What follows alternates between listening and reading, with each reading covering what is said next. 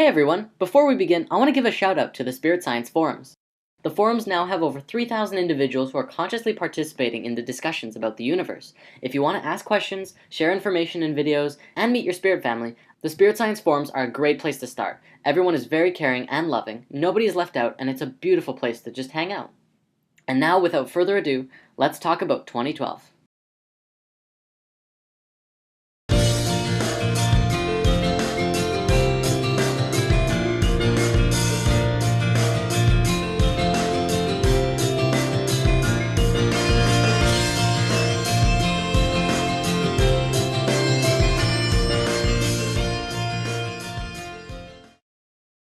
There can be no peace until we find peace within. Wow, 2012. Here we are at long last. Many cultures have been awaiting the time we're in right now for thousands of years. And one of the biggest, most prominent cultures that have brought 2012 to the forefront of our awareness are the Mayans, through their long count calendar. Now, the Mayan calendar is actually the most detailed, specific, and accurate calendar on the planet, but to go into depth on it right now would take a very long time. We will dive into specifics of the calendar later on, but for now let's take a look at the general prophecies that were foretold thousands of years ago, all about the time that we're in right now. According to the Mayans, the solstice on December 21st, 2012, precisely at 11:11 a.m. Universal Time, marks the completion of the 5,125-year Great Cycle of the Mayan long count calendar. 2012 also marks the completion of the 26,000-year precession of the equinoxes cycle, which we discussed in Lesson 5. According to the calendars, it also signifies the end of a 144,000-year cycle, a 78,000-year cycle, and a 26 million-year cycle. The 2012 date marks the completion of this world age cycle, but it does not signify the end. Well, it kind of does. It's the end of what we know, and into a transition of something new. It is a transitional state, but it definitely does not mean this.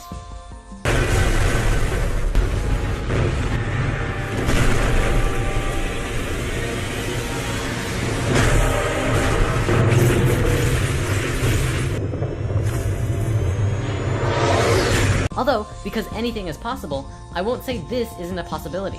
Ultimately, we can't know what's going to happen, but we do have control over the potential of what we experience. We'll come back to that.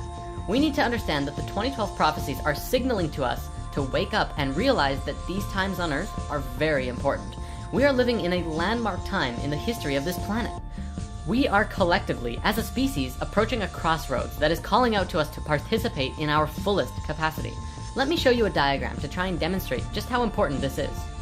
First, this is how DNA works. See how you can basically map it out like a story? Here's the beginning, which could be seen as creation, or start of a cycle. And then it moves outwards, expanding and moving into all potentials, until it reaches its peak in the middle. It stretches far out and then begins moving back towards the center, back to its source. But it will be a new space that it now exists in. Then it returns back to a center point, where it ends, or transitions, into a state where it expands out once more, continuing its infinite cycle of expansion and contraction. One could also say that it moves through the chakras, moving from a low frequency to an incredibly high frequency, where it will unite and transition out once more. Now think of the human species like this, and 2012 being that point of unity where everything comes together, right before starting off again and expanding out into something new and different. This is basically what's happening right now on Earth, but there's a catch. We have absolutely no idea how we're going to expand out, because there are so many potentials with what's happening on the planet right now. Let's go over a few of the basic ones. The first potential is that we all wake up and raise the vibrations of the entire species to a level of love, cooperation, and peace among all human beings. If this happens and 2012 comes to a close, then we may experience what many religions, prophecies, and ancient civilizations described as ascension. Everything is frequency, and supposedly the planet and everyone on it could experience a dimensional shift, where we move into a higher frequency where even more is possible than on this dimensional plane. We could then start building garden cities and utopias that work harmonically and in tune with nature and each other. Everyone could live in paradise, living from their heart in beauty and splendor. Although it may take a while to get there, by making the appropriate changes right now and setting those intentions, it becomes possible to create those realities sooner than later. A second potential could involve less of us waking up, and much of the world becoming even more intense than the book 1984. Now, there's already way too many beings of light all around the world who are now awake and moving forward on the path of healing themselves and the world around them. And if you're watching this, odds are you are too. So it's silly to think that the Earth could end up like Mars from self-destruction. Though we must be aware that there is still a control system in place, and we have to work with these frequencies in order to heal the planet. I don't think we have anything to worry about though. Perhaps a third potential involves a combination of both. Maybe the beings who raise their own vibrations will move on to the next level of life, and begin working with the frequencies of the planet from a higher spectrum. Maybe then the beings who stick around on the lower frequencies end up slowly working together through the darkness and eventually raise up as well. Or even do something completely different, like merge their consciousness into technology like the Borg. I mean, I know our current technology isn't anywhere near there yet, but Earth doesn't have to die even if the people in the lower frequencies keep warring. They're just potentials, and hey, they're pretty fun to think about. On the topic of pole shift and ascension and all that, that's another thing I want to say, that although many religions and cultures speak about this, including the Christian Bible, this is still something of an unknown. A dimensional shift would be absolutely amazing, but we do not have to change dimensions to change the world. We won't know it until it happens, if it happens. But if it does, it would be good to be prepared, right? We'll come back to this in a bit. Now, regardless of all of the potentials we can come up with, let's bring it back to this diagram. Think about how this applies in your life. Every day you live could be seen as one mini spiral. However, 7 small spirals make one larger one across the 7 small ones. This is a week. Then several weeks create a month. Several months create a year. You can map that over your life and see from birth to death, which is just like the Mayan calendar, not the end, but a transition into new level of life. We discussed death in lesson 9, astral projection. Consider 2012 like this diagram, where there are not just several smaller cycles ending, but some very large ones, all at the same time in different windows. Some of them are 4-year windows, some of them are 100-year windows, but all of them essentially are wrapped around this center point. This is where we are right now, not yet at the end of the cycle, but getting very close. This is such an exciting time for us. As mentioned earlier, we cannot know what is going to happen, and I'm not going to tell you it's going to be this or that, because I don't know either. We will change the outcome depending on our being. What's going to happen? You decide. In lesson 1, we discussed how you create your own reality. Many people argued that it didn't make sense when others influence your life from out of the blue. What we didn't discuss, but probably should have, is that we are a collective. We are one species. You create your own reality, but we are all co-creating our realities together on a much broader scale. Think of an ant colony. Each individual ant decides where they want to go, what food they want to collect, and how they want to do it.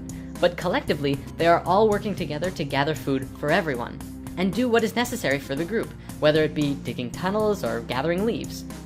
Humans are like that, except our mentality of do what's best for everyone is replaced with get enough money to survive, don't worry about the starving people on the street, help giant entities known as businesses take more money from the people, and don't question what's going on. We're doing it to ourselves, and we're doing it together. Together is the key word here. Together, we can break through barriers. Together, we can absolutely change the world, but we can only do it together, not individually. Individually, we can change our own individual world, which is where we need to start. When we learn that we can all get along with each other, regardless of race or belief or level of consciousness, we learn that absolutely anything is truly possible. But it has to start here, in your heart. In the episode Power of the Heart, we discussed how the heart's electromagnetic field has the capacity to not just affect your body, but those all around you. This means that if you raise the frequency of your heart and your being, you will essentially emanate love and high vibrations all around you wherever you go. You will be way more powerful than a crystal. Now, let's look over everything we discussed today and try and wrap it all up. Just how exactly does all of this fit into one coherent puzzle? This year is probably the most important year in human history since the fall of Atlantis. This is the year when everything comes smashing together and we see what we've created for ourselves. This giant web of a society that just doesn't work and only serves to put more people into poverty and chaos. What are we going to do about it, and how are we going to get there? Where do we want to go? I guess the biggest question is, how does one prepare? The answer lies within. If we are able to look within our hearts and find that love for everyone and everything, including ourselves, this transitional window that the Mayans predicted thousands of years ago will go by so smoothly. Through mass numbers of individuals doing just this, everyone will begin to treat each other better and begin working harmonically through a new state of understanding that we are all one being.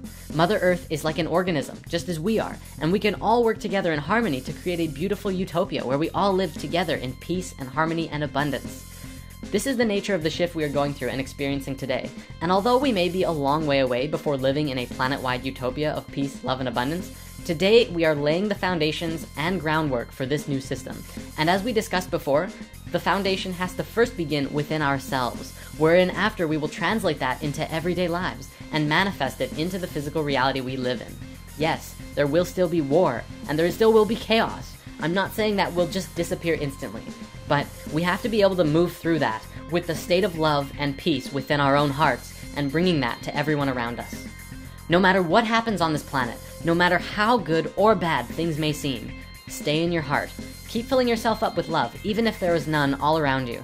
It is so important that we keep ourselves tuned to a high frequency. It will make all the difference. Control your emotions, live in the moment, and don't forget to have fun. There's a lot more we can go into, and we do look forward to breaking into more discussion on the forums, where there is a Shift of Ages discussion thread as well. Also, in Lesson 15, we talked about the heart and breath work. Well, I want to give a shout out to our friend Guru Yotam, who has provided a beautiful video teaching all about breath. Go and check it out and send him some love. If you like the video, he may just make some more. Namaste, everyone.